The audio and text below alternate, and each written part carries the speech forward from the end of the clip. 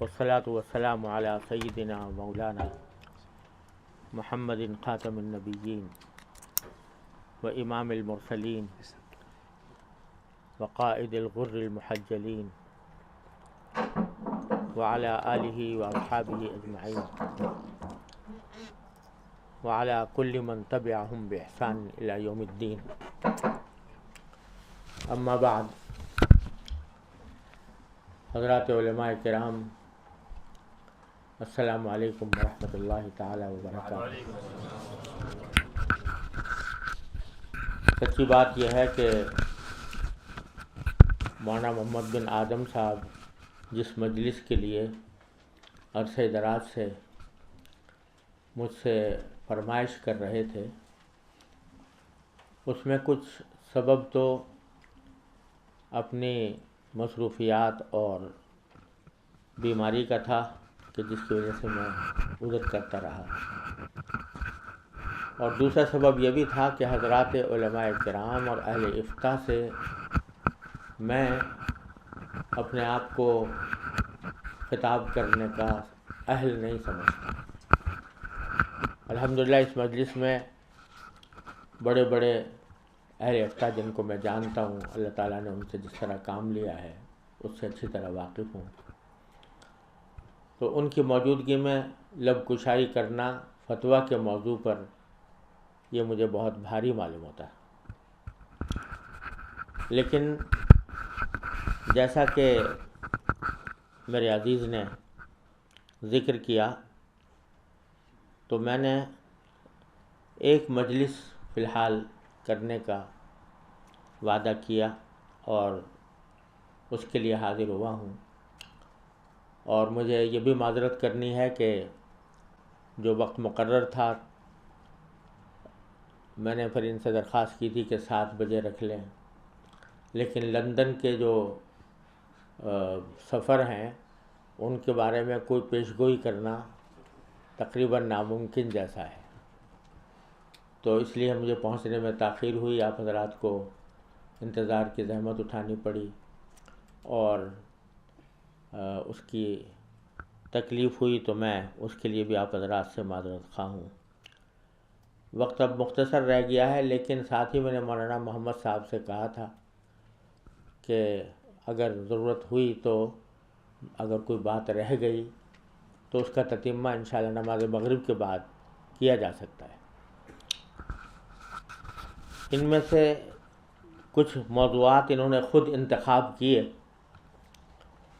ان میں سے میں چند مسائل کے بارے میں اپنے بزرگوں کو جس طرح دیکھا اور اپنے بزرگوں کا جو طرز عمل اللہ تبارک و تعالیٰ نے دیکھنے کی توفیق عطا فرمائی، اس کے بارے میں کچھ گزارشات پیش کرتا ہوں. اور میں جب بھی حضرات اہل علم سے کوئی بات کرنے کا موقع ہوتا ہے تو میں یہ تصور کرتا ہوں کہ ہمارے مدارس میں ایک طریقہ ہے تکرار کرنے کا، کہ جب کسی استاد سے کچھ پڑھ لیتا ہے کوئی تو باہم بیٹھ کے تکرار کیا کرتے ہیں، اور جب تکرار کوئی کراتا ہے تو تکرار کرانے والا استاد نہیں بن جاتا، وہ بھی ساتھی ہی ہوتا ہے. تو میں نے اپنے بزرگوں سے جو کچھ باتیں سیکھی ہیں ان کا تکرار کرنا مقصود ہے. تو پہلی بات جس کے لیے انہوں نے کچھ عنوان قائم کیے ہیں اور ان میں سے بعد میں اپنی ذاتی طور پر بہت اہم سمجھتا ہوں، وہ پہلی بات ہے شرائط اور اہلیت افتاء. شرائط کیا ہیں اور اہلیت فتویٰ دینے کی کب پیدا ہوتی ہے. یہ اس واسطے اس لیے ضروری ہو گیا اس موضوع پر بات کرنا کہ آج کل اگر بے تکلفی میں کہوں تو مبالغہ نہیں ہوگا کہ تھوک کے حساب سے مفتی موجود ہیں. یعنی ہر وہ شخص کہ جس نے درس نظامی پڑھ لیا اور آج کل درس نظامی کے بعد تخصص فی الفتویٰ کا ایک ریل پیل ہے. سب سے پہلے پاکستان میں کم از کم میرے علم کے مطابق پاکستان میں تخصص فی الافتاء کا درجہ ہمارے والد ماجد حضرت مولانا مفتی محمد شفیع صاحب رحمۃ اللہ علیہ نے قائم فرمایا تھا، اور میں اور میرے بڑے بھائی حضرت مولانا مفتی محمد رفیع صاحب اس کے پہلے طالب علم تھے۔ اس وقت تک کہیں اور تخصص فی الافتاء نہیں ہوا کرتا تھا۔ بعد میں جب شروع ہوا تو یہ صورتحال ہو گئی کہ سال بھر، بلکہ سال بھر میں بھی 9 مہینے کسی جگہ کچھ جزیات یاد کر لیے اور اس کے بعد آدمی مفتی کہلانے لگا، بلکہ مفتی کا لفظ اب اتنا زیادہ عامیانہ اور سوقیانہ ہو گیا ہے کہ ہر اس شخص کے ساتھ کہ جس کا کوئی علم سے تعلق ہو اس کو مفتی کہہ کر یاد کیا جاتا ہے، مفتی فلاں صاحب، مفتی فلاں صاحب۔ اور میں نے ابھی کچھ دنوں پہلے مجھ سے ایک صاحب پڑھے ہوئے تھے دور حدیث میں، تو ان کا کوئی کلپ میرے پاس آیا اور اس میں لکھا ہوا تھا ان کے نام کے ساتھ کہ مفتی فلاں۔ تو اور مفتی فلاں لکھنے کی وجہ یہ کہ میں نے درجہ تخصص میں داخلہ لے لیا ہے۔ تو درجہ تخصص میں داخلہ لینے کے بعد ہی سے انہوں نے اپنے آپ کو مفتی تصور کر لیا۔ لوگوں کی زبانوں پر بھی مفتی کا لفظ جو ہے وہ اتنا عام اور شوقیانہ ہو گیا کہ ہر ایک شخص کے ساتھ ایک مفتی کا لفظ لگا ہوا ہے۔ تو اس لیے اس دور میں خاص طور پر اس بات کی ضرورت ہو گئی ہے کہ یہ سمجھا جائے کہ مفتی کیا چیز ہے۔ یہ صرف درس نظامی پڑھ لینے کا نام نہیں ہے، یہ صرف جزیات فقہ یاد کر لینے کا نام نہیں ہے، یہ صرف کتابوں کے الفاظ و نقوش یاد کر لینے کا نام نہیں ہے۔ یہ فتویٰ کی اہلیت یہ کتاب پڑھنے سے صرف حاصل نہیں ہوتی، کتاب تو بہرحال ایک ذریعہ ہے، وہ تو لازمی ہے، لیکن جب تک کسی شخص نے مدتوں کسی ماہر مفتی کی صحبت میں رہ کر فتویٰ کے مزاج و مذاق کو نہ سیکھا ہو، اس وقت تک اس کو مفتی کہلانا اس کی کوئی گنجائش نہیں ہے۔ علامہ ابن عابدین شامی رحمۃ اللہ علیہ کا قول میں نے نقل کیا ہے اس اصول افتاء کے اندر کہ کسی بھی شخص کے لیے جائز نہیں ہے فتویٰ دینا یا مفتی کہلانا جب تک کہ اس نے ماہر اساتذہ کے صحبت میں رہ کر فتویٰ کا مزاج و مذاق پیدا نہ کیا ہو۔ اب یہ مزاج و مذاق ایک ایسا لفظ ہے کہ جس کی جامع معنی حد تام کرنا مشکل ہے۔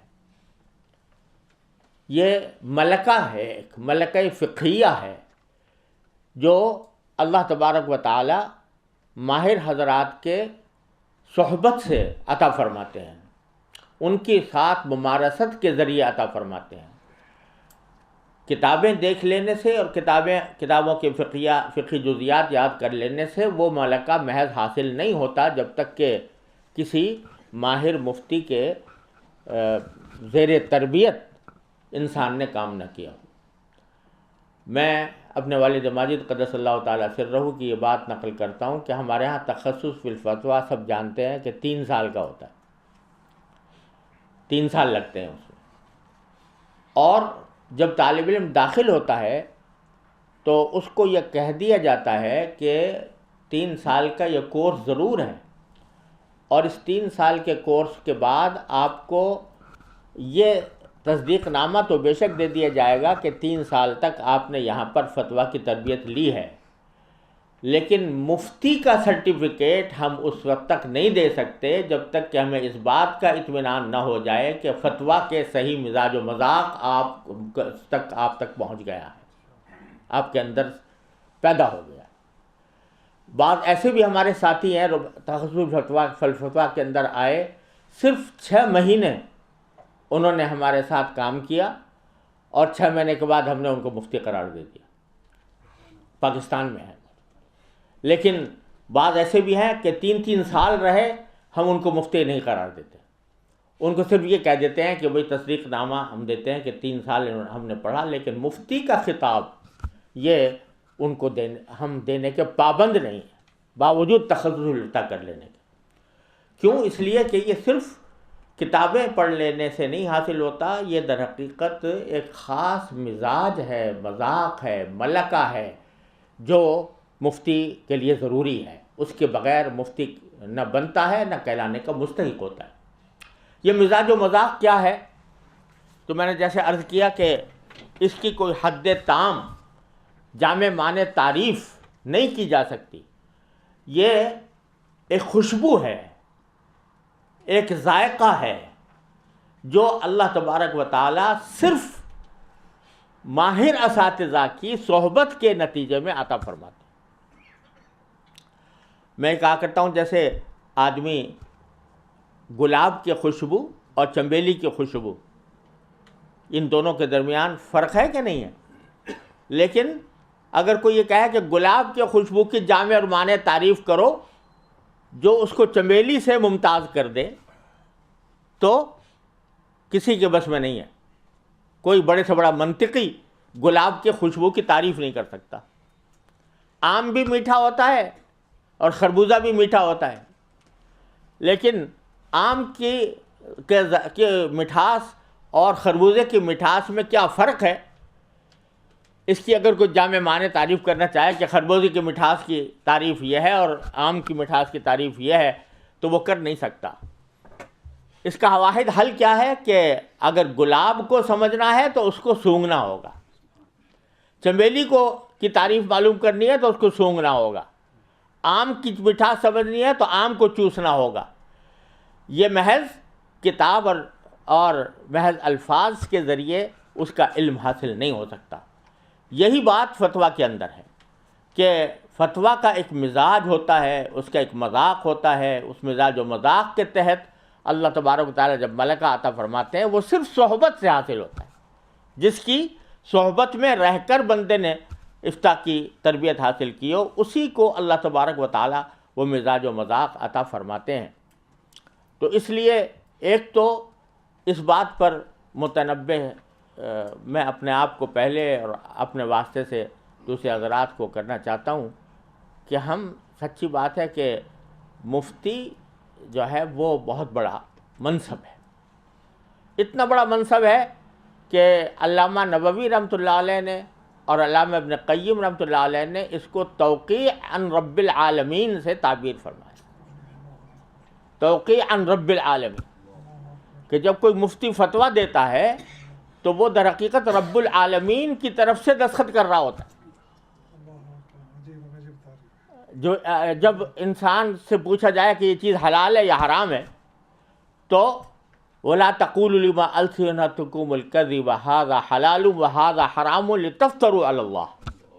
اللہ تعالیٰ نے فرمایا کہ یہ انسان کا کام نہیں ہے جو یہ کہے کہ یہ حلال ہے یا یہ حرام ہے، یہ کام تو کس کا ہے؟ اللہ جل جلالہ کا۔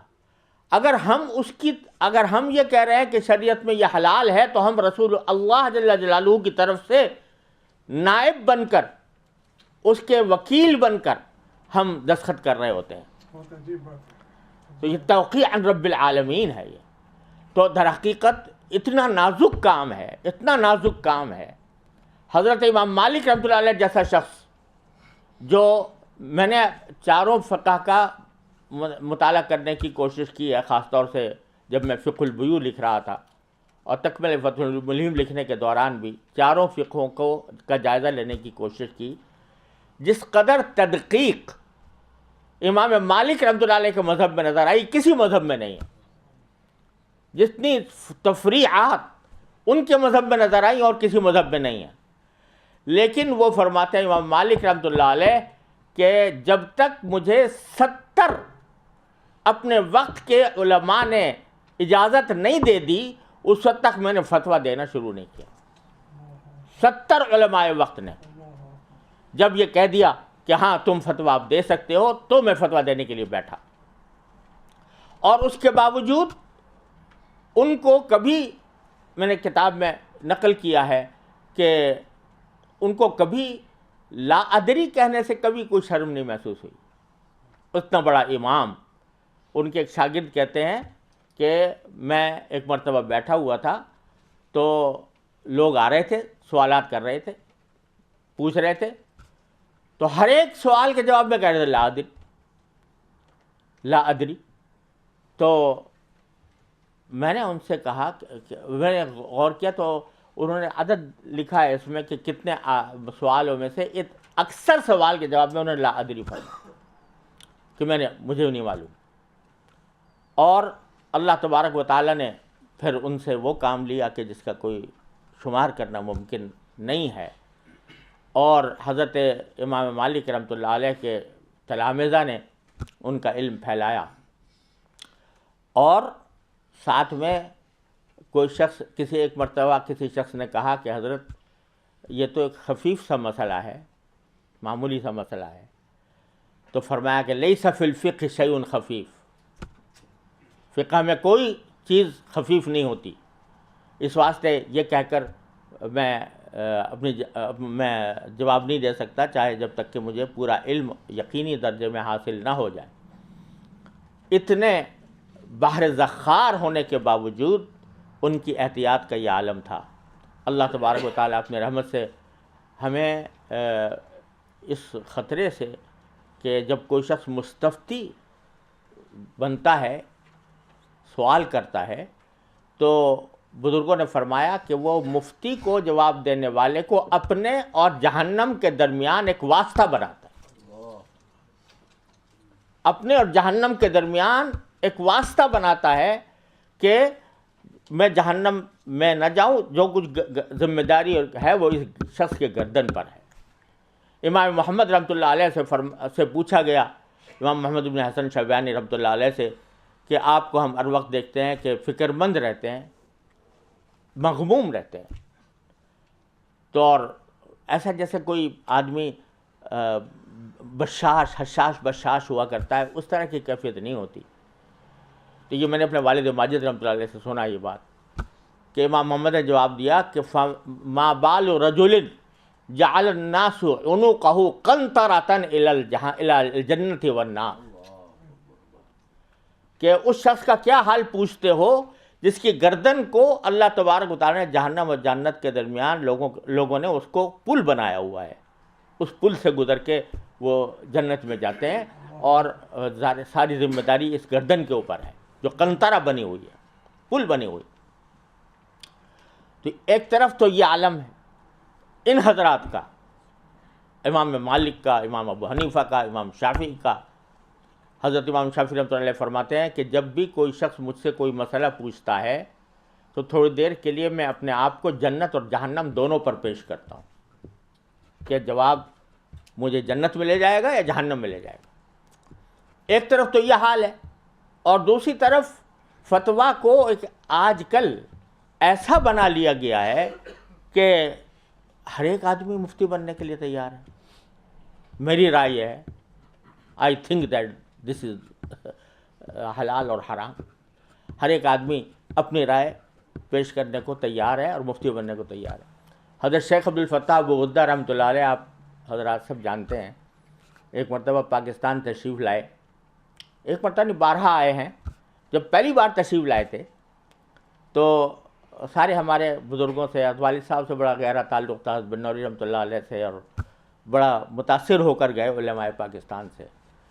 جب ایئرپورٹ کے اوپر پہنچے تو کسی نے ان سے پوچھا کہ بھئی آپ نے پاکستان کے لوگوں کو کیسا پایا؟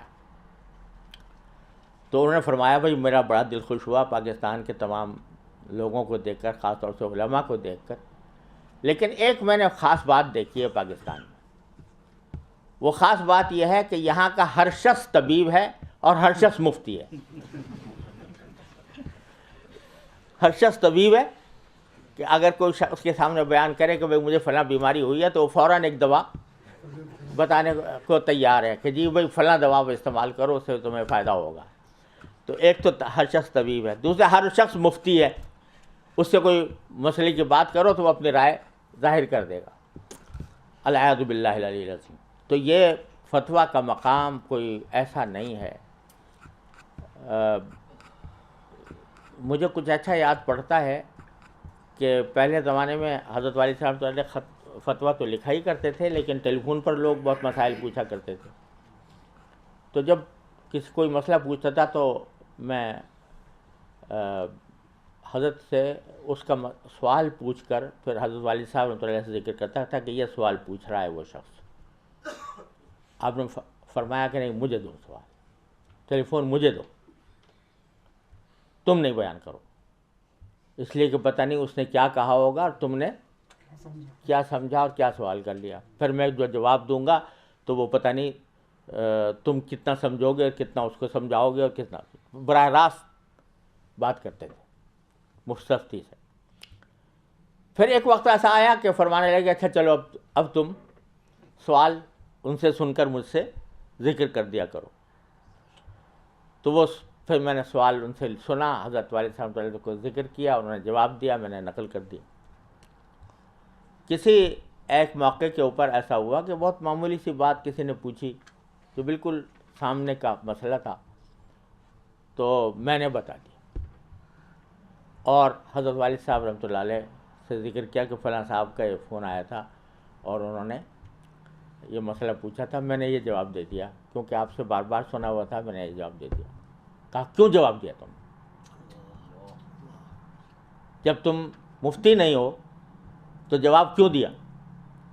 اگرچہ صحیح جواب دیا ہو تب بھی تنبیہ فرمائی، خطا اگر راست آید ہم خطاست، اگر غلطی صحیح ہو جائے تو بھی وہ غلطی ہے، تمہیں ابھی حق نہیں ہے کہ تم جواب دو فتوے کا، سوال کا.